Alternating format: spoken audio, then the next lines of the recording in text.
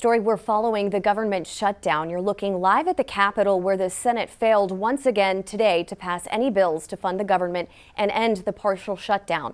And tonight, the blame game continues. The first vote that failed today was another procedural vote on the Democrats' government funding proposal with demands to salvage health care subsidies. The second vote on the House-backed Republican stopgap funding bill, it also failed. And tonight, congressional leaders continue to point fingers. Donald Trump and Republicans have barreled us into a shutdown because they refuse to protect Americans' health care.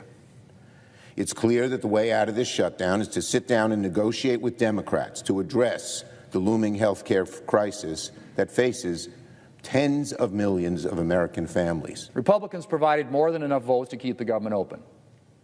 And that's what needs to happen here. We are just one Senate roll call vote away from ending this shutdown.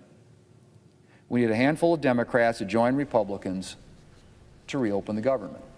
Now, it is the first government shutdown in nearly 7 years. Government benefit checks will continue to go out, but hundreds of thousands of federal workers will be furloughed. And today, city leaders are talking more about the impact that the shutdown will have right here on San Antonio. News 4 San Antonio's Phil Sterling was at the press conference today and joins us live.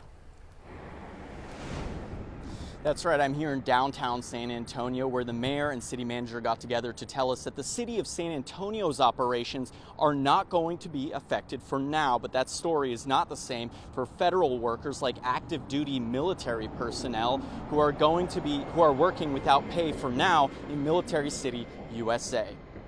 The federal government shutdown is resulting in some of its workers not being paid, while cities like San Antonio may have some delayed federal reimbursements. So the short-term impact is nothing to us. The last government shutdown lasted a little longer than 30 days. But if we go past 2-3 months, we'll start to see some impacts. For the 2026 fiscal year, the city is anticipating a little over $150 million federal dollars used to reimburse funding for programs like Head Start, which provides early childhood education, Metro Health, training programs for the police, and more. Runways out at the airport, police officers at the police department, training dollars from the Department of Homeland Security for the fire department. But in Military City, USA, the shutdown also affects active duty military personnel who must show up to work without pay. Like other essential employees, they would receive payback when the shutdown is over. Non-essential civilian military workers could be furloughed. As we look at some of the DOGE cuts already that have happened in our community that are impacting the services to our veterans,